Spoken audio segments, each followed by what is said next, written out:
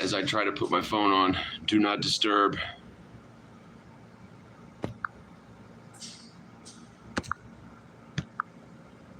There we go.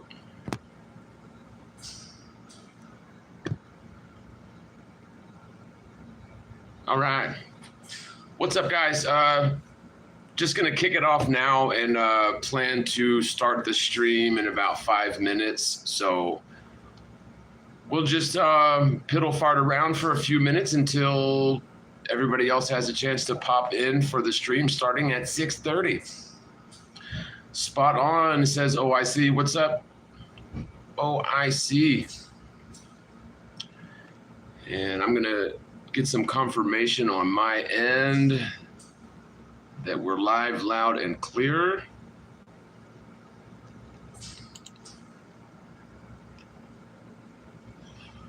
Lev Kung Fu Shaolin, what's up? What's up, buddy?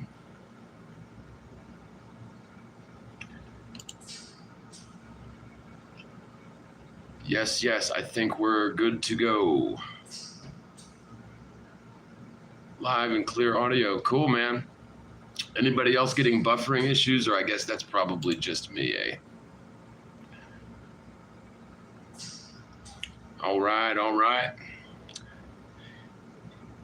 Yeah, man. Mojo Shop, what's up? One love. Just a few things I wanted to talk about today, and I've got my little couple notes here, and probably won't go for too long, but got some video projects in the works.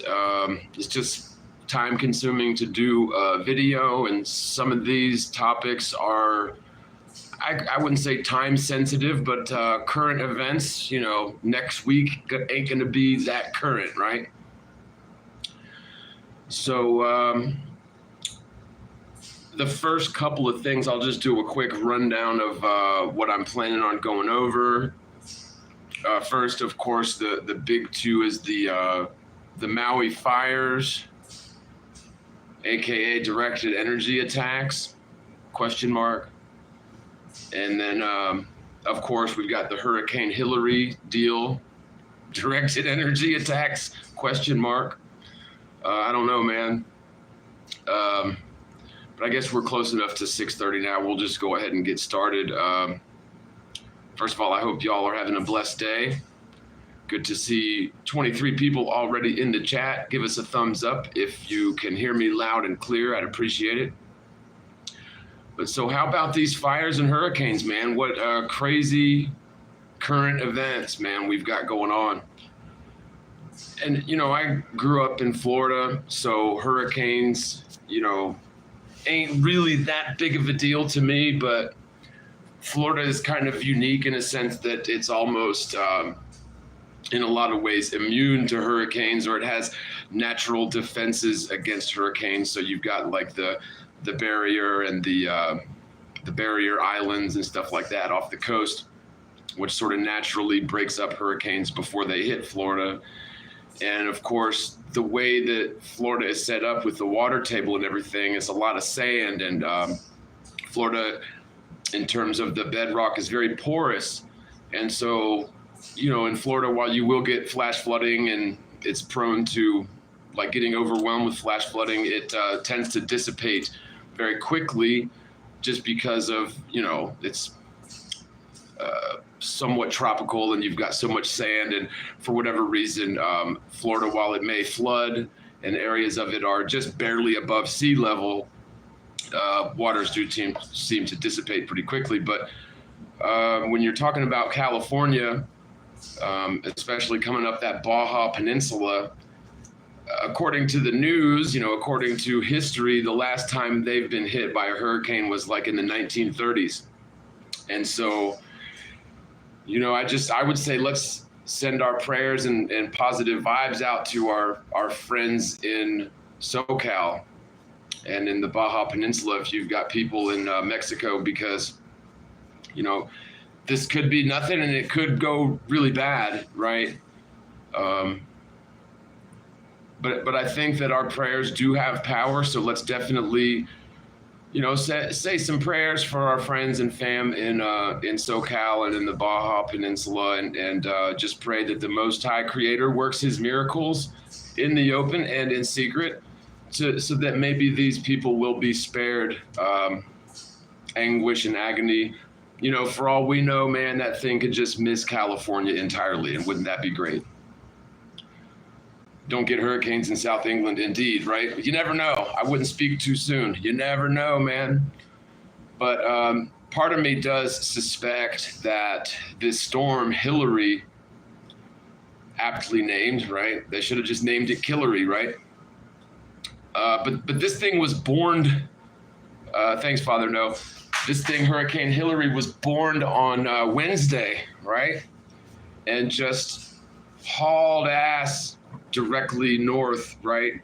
And first of all, isn't it kind of strange that a hurricane was just born off of the west side of Mexico, which never happens? Usually these storms are born off of the coast of Africa or whatever, right? So very strange. And we already know that they, whoever they are, have the ability to control the weather and create storms like this. We already know they can do that. And so when we see the sort of event like Hillary appears to be steaming up to be, where it's one day out of the blue, a tropical storm is born off the west coast of Mexico, which is very fishy. And then within just a couple of days is already a category 4 or 5. I guess it's 4 at last check, probably will be a category 5 storm soon. Within just a couple of days, that's crazy fast, man, crazy fast. And, sure, I saw in the chat someone said at least influence the weather. And sure, I mean, maybe they have to wait for certain conditions to be right, or for a tropical storm to be born naturally, and then they are able to control it with things like what's the thing I'm looking for up in Alaska? The array of radio telescopes or whatever, Project Bluebeam, drawing a blank here, but they have the ability to guide these storms. And what's so ironic about this is, you would think that they could be directing this storm towards Hawaii to just dump a bunch of rain on those very suspect fires that seem to melt engine blocks but leave trees alone, and burn entire steel frame structure buildings to the ground, yet leave trees and palm fronds not being burned. I mean, it is very suspect, very fishy, and so many parallels to the things that we saw in the Northern California fires a couple years ago, where, you want to talk about motives for this sort of thing. It appears to be yet another land grab. And also, let's just take a moment to say a prayer to our friends and fams in Hawaii and Maui. I mean, just talk about devastating, for someone to lose everything, to lose their home. A lot of these people have lived in those homes their whole life. To lose everything you've known in your local milieu basically overnight without warning, losing loved ones to fire, which is a terrible way to go. Except Larry Silverstein's house didn't burn down, right? Reading the chat here, but definitely send some prayers up to the people in Hawaii, man. I mean, that's tribulation right there. That's a tough time to wake up one day and you don't have a home, and none of your friends or family that's in your local milieu have homes. Just to lose everything overnight, it's my heart goes out to them. And again, I pray that the Most High Creator works His miracles in the open and in secret to lessen the absolute devastation that those people are feeling. Oprah's house survived, right? And what's so crazy is the definite lines where these fires touch and decimate, and then on the other side of that line, nothing will happen. Melting engine blocks out of cars, and melting the paint right off of cars, but leaving trees and bushes unscathed. I mean, that's absolutely crazy. Dreamscapes says, anyone ever heard of Auguste Piccard, the first man to reach the stratosphere in a homemade hot air balloon? He said, and he quotes, "The earth seemed to me as a dish with an upturned edge." Yeah. Judy Wood, Michael Omondi's talking about Judy Wood here. Yeah, Judy Wood wrote the book, Where Did the Towers Go? Talking about 9/11 and the dustification of cars. Where, you know, fire, while it is hot and devastating, fire only has certain attributes. Regular fires only get so hot, even wildfires. They can only do so much damage to certain types of materials. But when you see things like what are claimed to be wildfires melting the engine blocks out of cars and melting entire steel frame structures down to nothing, down to kibbles and bits, you really have to start asking the questions like, and to me, it's obvious. I mean, yeah, I know I wear my tinfoil hat a lot, but there's really enough evidence, you know, going all the way back to 9/11 that they're using these sorts of directed energy weapons to cause destruction and to cause panic and to cause terror. You know, the war on terror started with a terrorist act that clearly wasn't started by the terrorists they blamed it on, right? So this whole thing with Hawaii, you know, all of these houses burning down overnight with these people not getting any warning, it stinks of the hidden hand, man. I mean, it really does. And so I just wanted to get that out there. Prayers and thoughts go up to the people in Maui, and also let's try to get some prayers up and ask the Most High and thank the Most High for alleviating some of the potential destruction that could be on the horizon for California if Hurricane Hillary, you know, has a bad day or whatever. So let's just pray that maybe that thing goes off to sea or, you know, dissipates. And I've got faith. I believe the Most High can do pretty much anything. Even if you've got these Illuminati asshole guys with their laser beams trying to direct this storm to cause maximum destruction, you know, their power is nothing, in my opinion, compared to the power of the creator of all things, you know, the one that created our very spirit. They couldn't hold a candle to that.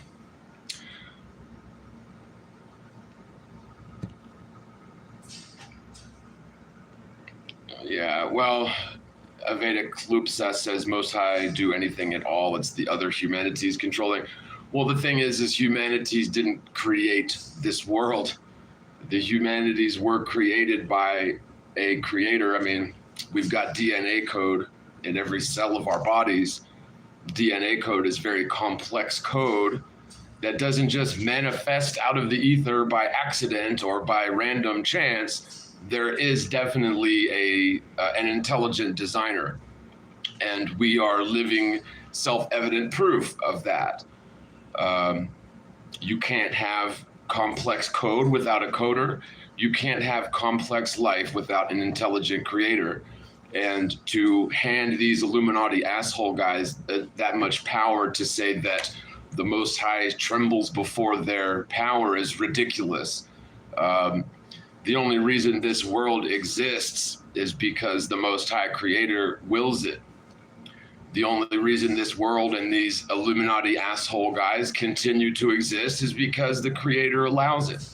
So don't get that twisted. In my opinion, I mean, everybody's entitled to their own opinion, but I don't like to relinquish authority and give accolades to these, I'm using the term loosely, these people who, you know, profit from destruction and control people using trauma-based mind control and, control people using predictive programming. Thanks, Joe Nugent. Appreciate you, brother, for the super chat. Elvlida Klupsis says, but the designers might just be more advanced. Humanity's very, very old. Somebody got to create somebody. Okay, so now we're going back to the whole, what are the Sumerian creators called? I'm drawing a blank here. You had like Kublai, whatever. I'm not studied up for this talk, but yeah, you've got the Sumerians saying those who from the Anunnaki, right, created people, designed people in clay jars to mine for gold. Okay, if you grant that for argument's sake, which I'm not saying is the truth, but granted for argument's sake, well then who created them, right? No, at the end of the day, in my opinion, the Most High creator of all things is of spirit. So like does not have a physical body or a physical avatar on this world.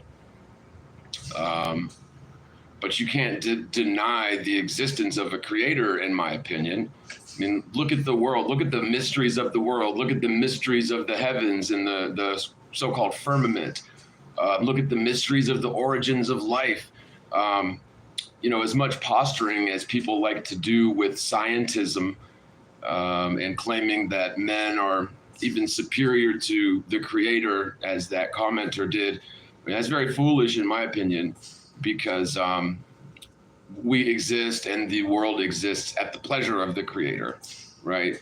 And so any wisdom deemed in the eyes of man is folly in the eyes of the creator.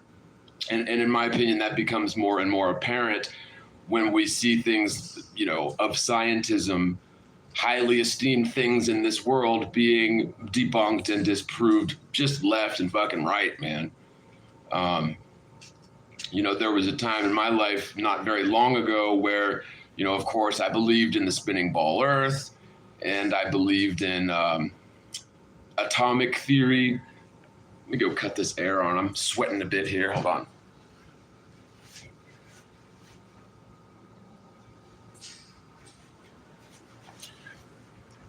But my opinions on that sort of thing has changed drastically after awakening to the truth about flat Earth, because, in my opinion, flat Earth revelation or flat Earth realization is the key to revelation that was prophesied about in these ancient texts. So, and this all dovetails with things like the Mayan long count calendar, which ended or recycled on December 21st, 2012. You've got the age of Pisces ending and the age of Aquarius beginning in terms of astrological theory or astrological logic. Right around this same time, we're at the very beginning of the age of Aquarius, and the age of Aquarius is the outpouring of knowledge into the world. So basically revelation of deceptions and the outpouring of knowledge into the world. And then you also have the sort of Abrahamic biblical prophets warning us of a time or of a generation, forecasting a generation where they give you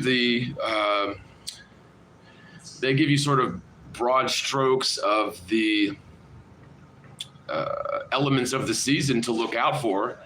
So when you see certain things come to pass, then look for revelation.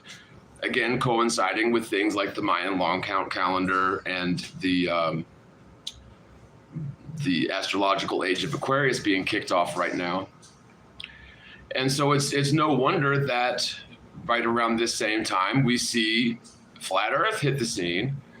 And really, flat Earth is the key to revelation, in my opinion, because it awakens something in our spirit that makes us no longer reliant upon the opinions of other men, makes us no longer reliant upon conventional wisdom in order to formulate our belief systems or our paradigms.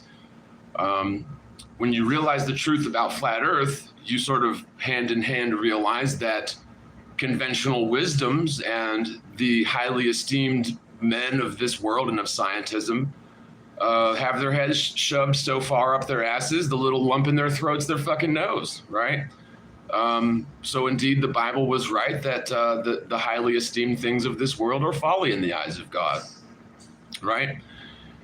And, again, once you realize flat Earth, you start to question everything that we once believed.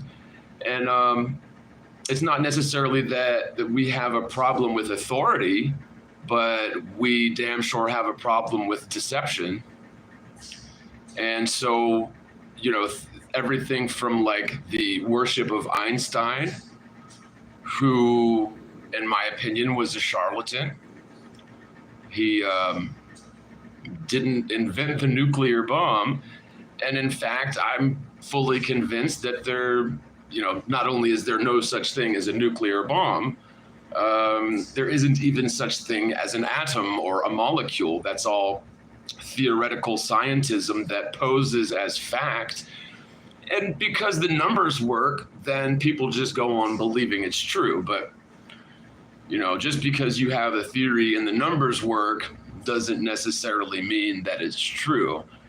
And that's where scientism has sort of tricked everybody along the way into believing such wild and fantastic nonsense, is because people have relinquished their decision-making authority over to institutions and other men who, whether their intent is evil or not, the outcomes of their thought processes are detrimental to the human condition, detrimental to our self-esteem, detrimental to our culture, but very lucrative for those who are taking advantage of the deception, right?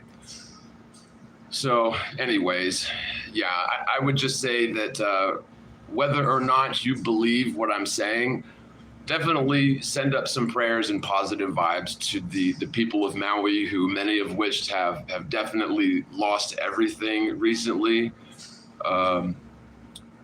lost loved ones, lost homes. A lot of the reports coming from out of there are saying that the news is underreporting death tolls. So, and of course, that makes sense to me because I don't ever trust a thing that the news says. If they tell you there's a pandemic, I believe it's a common cold. And if they tell you that only 100 people died in these fires, who knows, right? But by default, I don't believe them. I try not to watch the news, but hearts and prayers goes out to them in Maui. And hopefully, God willing, the Most High will intervene and with this Hurricane Hillary, and nothing will come of it, hopefully. We'll see in the next coming days. But isn't it amazing how fast that damn thing went from nothing to a Category 4 storm barreling towards the Baja Peninsula? It's definitely fishy, but my position is prayers go up. Prayers go up to the people that are in that thing's path, because I'll tell you, it can be scary. I mean, I've been through a lot of hurricanes in my time, and you do kind of get numb to it after you've been through so many of them. And a lot of times they'll hype it up and you'll do all this preparing and like board up windows and tape up windows and board up doors, and then the damn thing will just go out to sea and nothing will happen. But on the other hand, I've also been through some very violent hurricanes before, and it is absolutely terrifying.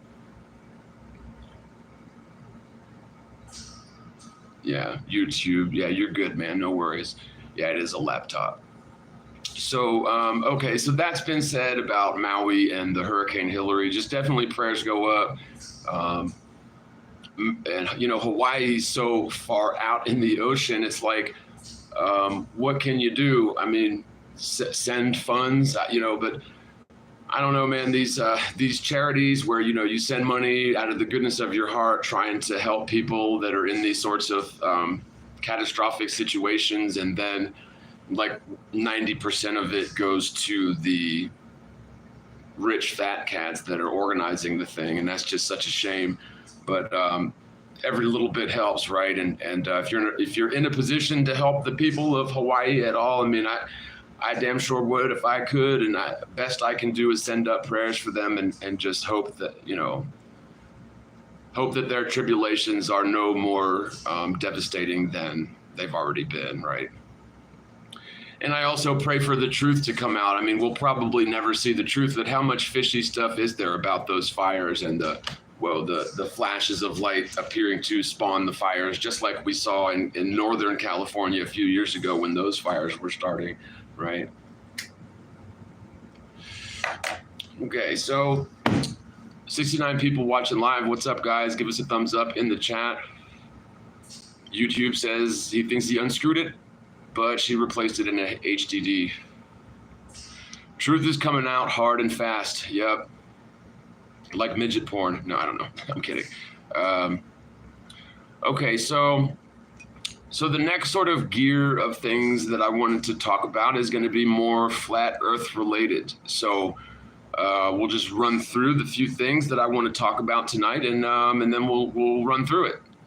So in the flat Earth realm, I did want to talk about gravity, or what goes up must come down, or relative density equilibrium, right? However you want to put it.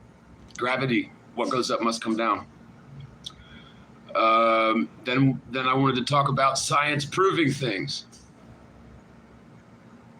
Celestial navigation, the Coriolis force, or the Coriolis non-force, and friendship.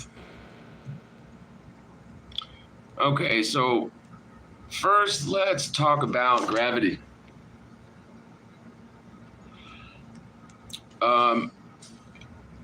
In my opinion, what goes up must come down is a very good piece of evidence that flies in the face of the spinning ball Earth model and works perfectly well on flat Earth. Very sensible, simple. You don't have to jump through theoretical hoops or engage in mental gymnastics in order to arrive at a conclusion where flat Earth is, or flat Earth supports what goes up must come down. And of course, when we talk about what goes up must come down, we're definitely talking about relatively dense and heavy physical objects or liquids, right? So like helium balloons, hot air balloons, and clouds certainly don't go down when released, right? But everything else sure does. Hand grenades and microphones that you release and apples from trees, dense objects fall to the ground. And my position on this is that is actually the last thing that you would expect if the Earth was a spinning ball. You know, if you do a little exercise and grab a couple of dumbbells and stretch your arms out and start spinning, and then release the dumbbells as you're spinning, you're not going to expect those dumbbells to fall in towards your body. They're going to fly outwards 90 degrees to the axis of rotation from the point where you let them go. And if you transpose that or juxtapose that with the idea of a spinning ball Earth, where we're all sort of somehow stuck to the sides of that, walking around on the edge, the gyroscopic edge of the ball Earth, perpendicular to the axis, the last thing you would expect is what goes up must come down. So when it comes to that, when it comes to gravity, flat Earth has the ball Earth by the short and curlies. Like they've painted themselves into a corner with gravity, because you see the way the ball Earth logic goes is they start with the unassailable position that the Earth must necessarily be a spinning ball no matter what evidence is presented to them to the contrary. So you can show a globe-tard evidence all day long that conclusively proves that the Earth is not a spinning ball, including the problems with so-called gravity, but they're never going to get it because the Earth is a spinning ball according to them no matter what. And so it's basically an impossible task to get through to that person with any sort of logic, that person needs to make the choice. They need to consciously decide to seek after this truth and forget all of this mental programming that we were all subjected to when we were just little kids growing up in the federal curriculum. And, the best that you can do is show these people the path and maybe plant the seeds of truth with them. But very seldom will you convince anybody of flat Earth that is a globetard, right? It's just usually not going to happen, at least not in one sitting, and sometimes not in 10 or 100. Trina McConvey says, for the record, firefighters use lasers to start quick hot fires for practice. So yes, they do start fires with lasers. Yeah, controlled burns. I didn't know they used lasers for that, but that's interesting if that's true. I believe you. I don't have any reason not to believe you. Hugh says he's seen a baller troll that was calling flat earthers low IQ morons for like 18 months, and one day claimed that an object taking up space might be causing gravity. Something is wrong about that. Well, the whole thing about gravity is the ball earth claim is that mass attracts mass, right? And of course they say it has to be a huge conglomeration of mass, a planet-sized conglomeration of highly dense, tightly packed mass before you start getting the phenomenon of gravity.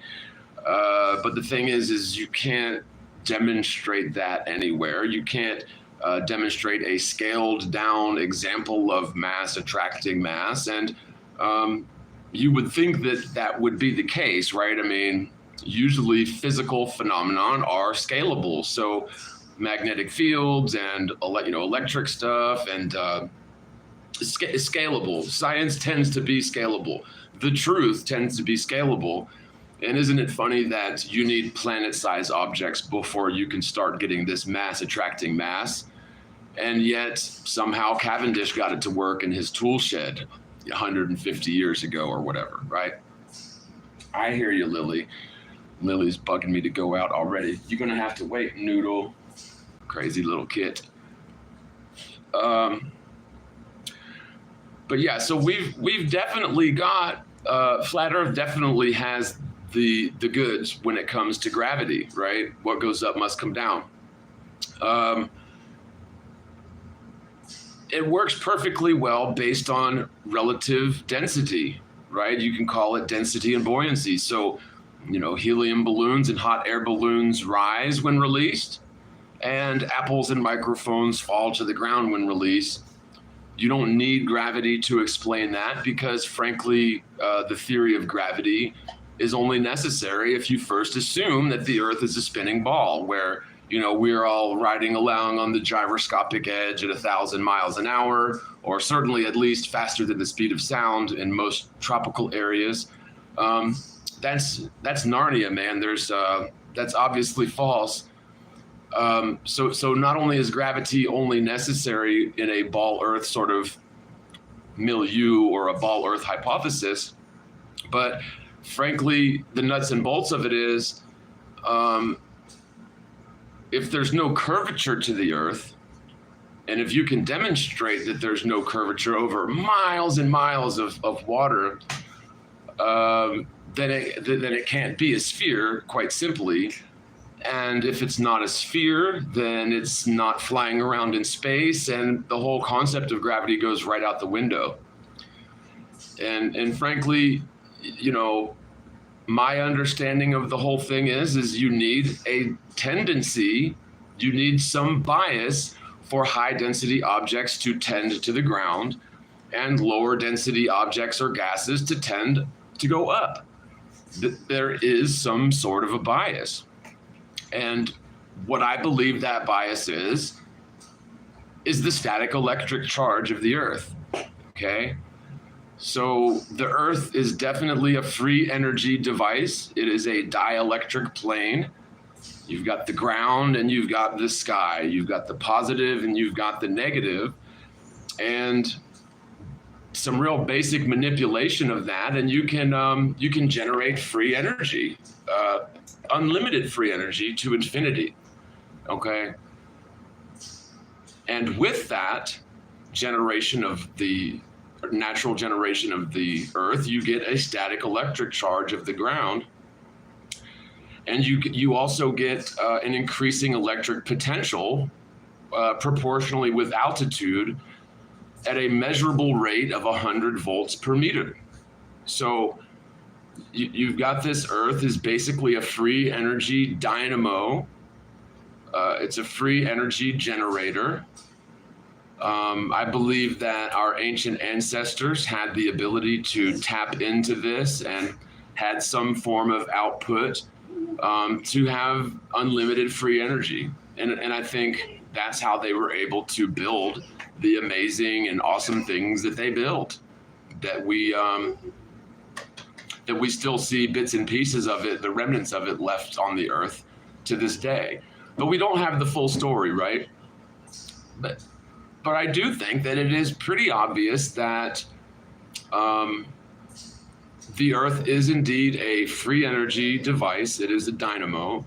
It is a dielectric plane. And with that, you have some biases that are generated by the naturally occurring magnetic fields and stuff generated by the earth. I won't get too much deeper into that, but I think it goes hand in hand with the concept of the so-called firmament. First of all, the term firmament coming out of the Bible is a mistranslation of the original intent of the words in the original language of the Bible, right? So the original language was expanse. That's the word that was translated to firmament. Firmament implies something solid, something of substance, and expanse doesn't imply that. And so there's one example of a mistranslation in the Bible that a lot of flat earthers have run with to this day. And now somehow the firmament is, because it says firmament in the Bible, that's proof of a dome in the sky. I mean, I don't agree with that. The way that I see it, potentially, is we know that you've got these lower density gases like hydrogen and helium and all these lower density gases finding their way up naturally. They're not falling down. They're not going boom, boom. They're going up, right? And at certain altitudes, I don't see why they wouldn't begin to condense like a cloud or even crystallize and form some, for lack of a better word, solid structure. But I don't think that such a solid potential firmament needs to have any sort of base on the ground, right? So I don't think we're living in a snow globe where the firmament, is like a glass thing with foundations on the ground. I just don't see that happening, and it's not necessary. But what do I know? I've never been to the Antarctic. This is all just postulation. Maybe there is a freaking firmament dome that has a base somewhere. I don't know. But just because there's a mistranslation in the Bible doesn't necessarily mean that that part is true. Okay? So like me personally, I try not to jump on the bandwagon with things because they sort of jive with my flights of fancy very nicely. I mean, sure, that's a fun thing to do. But if we're going to be scientific about this endeavor, if we're going to be honest with ourselves, then we should stick with the things that we can prove conclusively. And one of those things is definitely gravity, or what goes up must come down, which, I hate to see flat earthers at each other's throats and fighting about this sort of thing. So just for an example, you've got Dell from Behind the Imaginary Curve. I've watched Dell's live streams and videos for years now. Really like Dell. Think he's a great guy. He's a great flat earther to have on our team, But Do I agree with everything Dell says? No, I don't.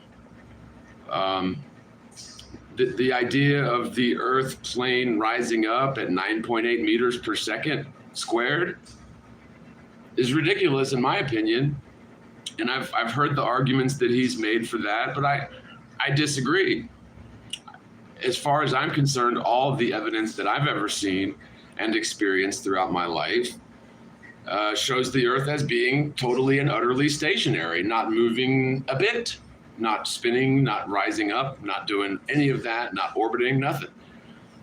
And so does that mean that I think Dell's a shill or that I hate Dell or anything like that? No, not at all. I think the fact that we have disagreements on things in the community is healthy and natural. But what is unhealthy and not natural is where we start drawing lines in the sand, just like the religion of scientism does, where, you know, I'm not going to be your friend anymore if we disagree on X, Y, and Z points. I mean, to me, there's no room for that. And hopefully, you know, people like Dell can still think of me as a colleague and a friend and a fellow truth seeker in this sick, sad, and twisted world, even though we disagree about what causes high density objects to fall and low density gases to rise. I mean, these are mysteries of nature that we definitely need to understand better. But first, like, it is my assertion that we need to get rid of the mind control programming coming from the likes of NASA and coming from the likes of the educational curriculum. I mean, those are really the quote unquote enemies here. I mean, they're brainwashing our children into believing lies. They're tricking everyone that, you know, they're flying around in space doing science when really they're just like, what, laundering money is the best thing I can think of that they're actually doing. But they're certainly not flying around in space. They're spending billions of dollars a year faking space and pigeonholing our actual bright minds and scientists into just absolute endeavors in Narnia, totally wasting our brightest minds' time on shit that doesn't amount to anything. And so we really need to put a stop to that first, I think, before we're going to really start finding answers to some of these deeper questions that need our entire community focused on answering, working as a team. And, you know, if we disagree on things, fine. You know, you don't ostracize people for having disagreements with each other. That's just counterproductive, especially when the topic is so polarized like it is with flat Earth, right? I mean, there's really not enough flat earthers to go around for us to start making enemies of each other. And I know, it sounds like I'm petitioning for us to all sing Kumbaya around the fucking fire or whatever.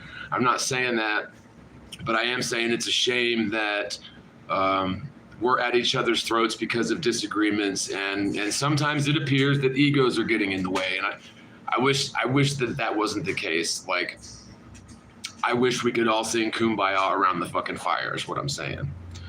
Right. So, does science prove things?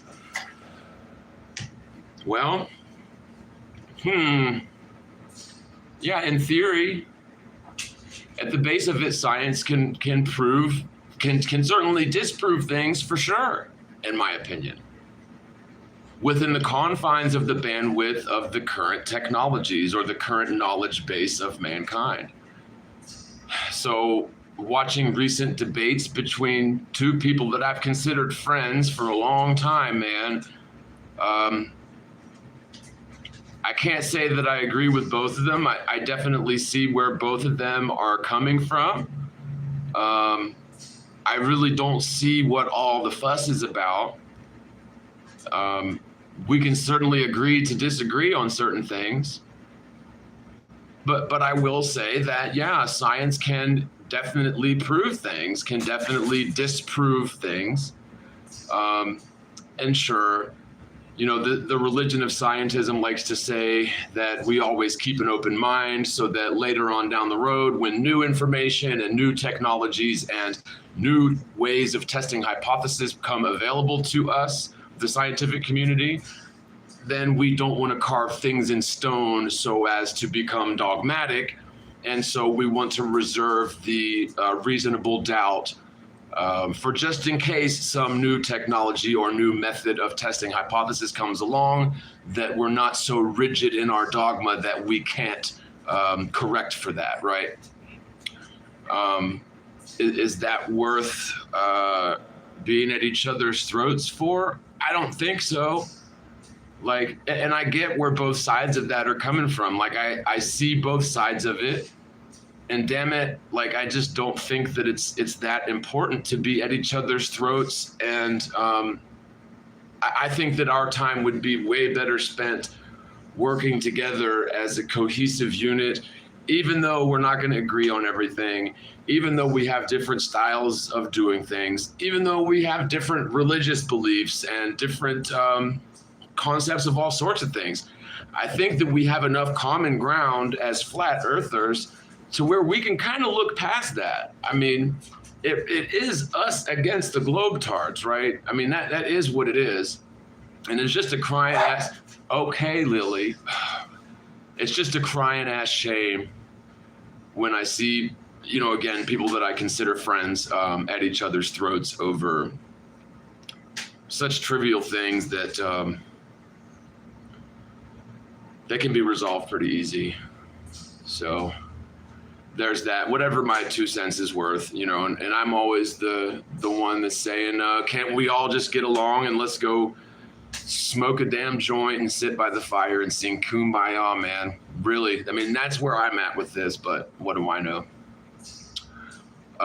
Celestial navigation, I watched that recent debate thing between Jaren and Nathan, and I really wanted to see them talk about celestial navigation on that. I really did. I watched the whole damn thing, and I'll tell you, it was worse than getting my wisdom tooth pulled a few years ago. And I had nightmares about that for months because it was bad. Like, they didn't put me under, they didn't use enough Novocaine, so I was awake for the whole thing. I'd rather sit through that again than to sit through that debate again. It was brutal, just absolutely brutal. Okay, Lily. But I wanted to see where that went because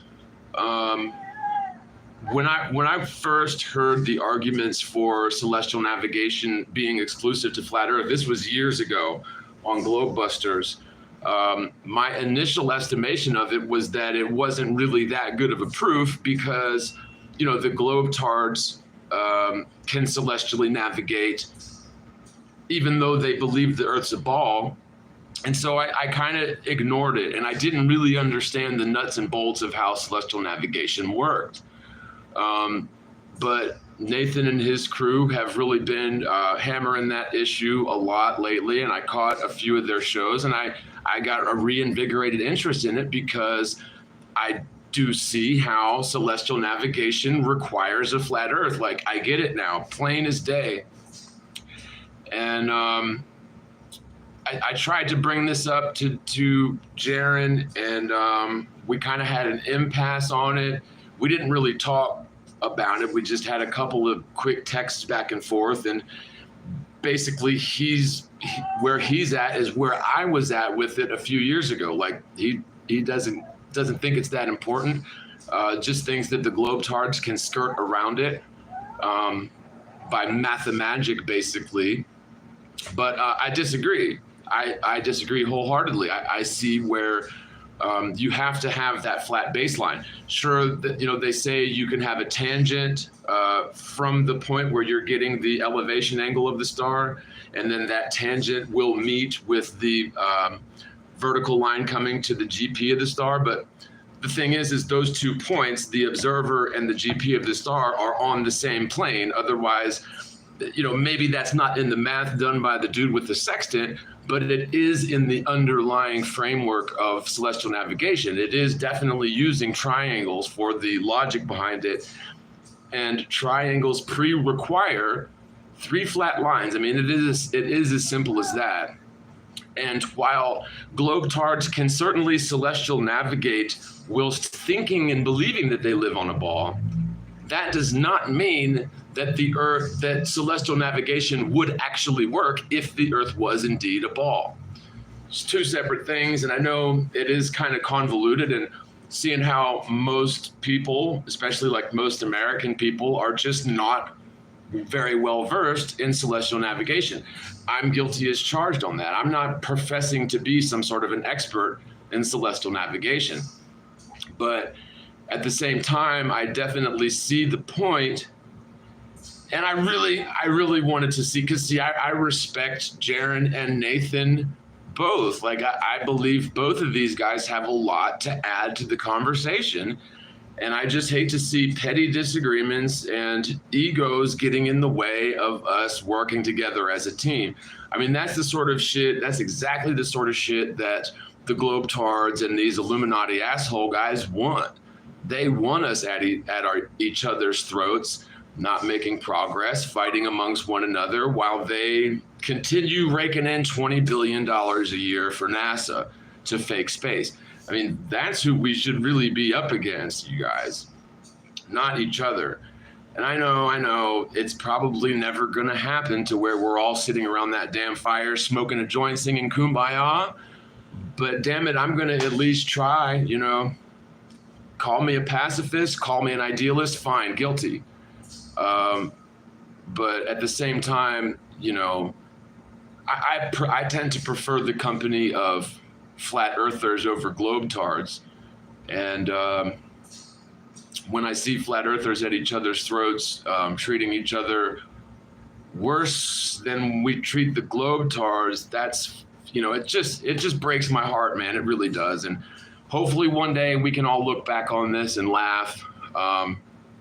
Because again, I respect both of these guys, think of them as friends, and I can see the damage that we could do together as a team, as like the vanguard against globe earthism, if we would but set aside our petty squabbles and work together as a team.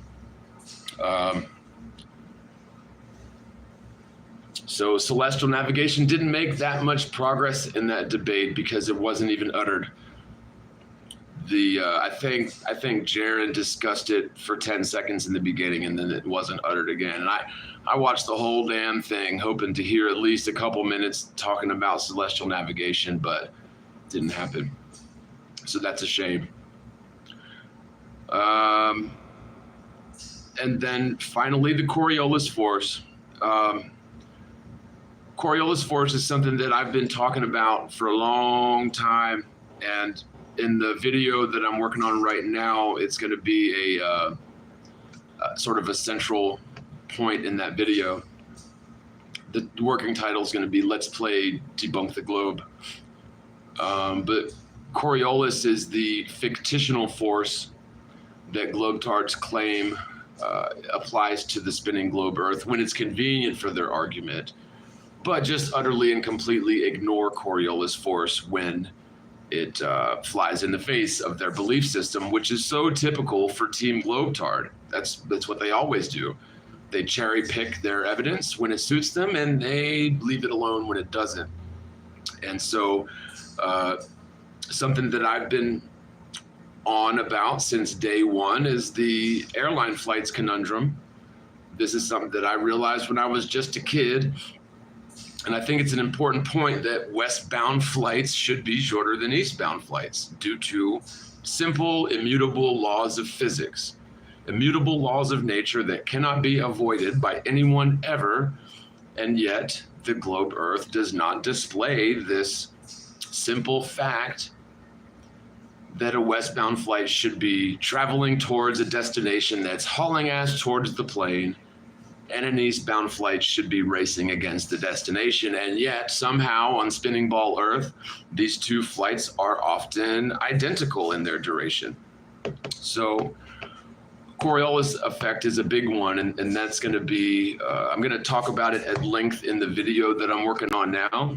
So I don't know, I kind of wanted to keep this one to an hour, so I think I'm going to leave that here. And I've also got little Lillikins here begging me to go out. I thought she was good, and she's got bladder problems, so I'm going to go walk Boo Boo Bear. But I just wanted to go on the record with those few things anyways. Mainly, again, prayers up to our brothers and sisters and friends and fams in Maui. A lot of people there have lost everything. They're devastated. So anything that we can do that's within our power to help them, let's do it. You know, send up prayers, good vibes. If you've got it like that, send money, you know. I would say travel over there and let's go help them rebuild, but, you know, it's not like you can just drive over to Maui or whatever, right? So also get our prayer warriors together and let's see if the Most High can intervene in Hurricane Hillary coming towards Baja Peninsula and Southern California, which, by the way, I'm planning to head to Southern California in a couple of weeks. So hopefully I won't be out there rebuilding, right? Hopefully this thing's just going to go off into the ocean and that'll be the end of it. That would be nice, wouldn't it? So, okay, Lily, I'm going to take you, baby. All right, guys, let me go walk this dog. I love y'all very much. Thanks so much for hanging out with me. Content coming up very soon, so be on the lookout for that this weekend for sure. I've got the script done, the recording done. I'm in the middle of editing, so I've just got to finish editing, render, and upload. So, yeah, a new hour-plus long video coming up this weekend. So be on the lookout for that. Love you guys. Thank you very much for hanging out. And as always, spread the word, spread the world, and peace out, you guys. I'll see you very soon in the next one. All right, bye.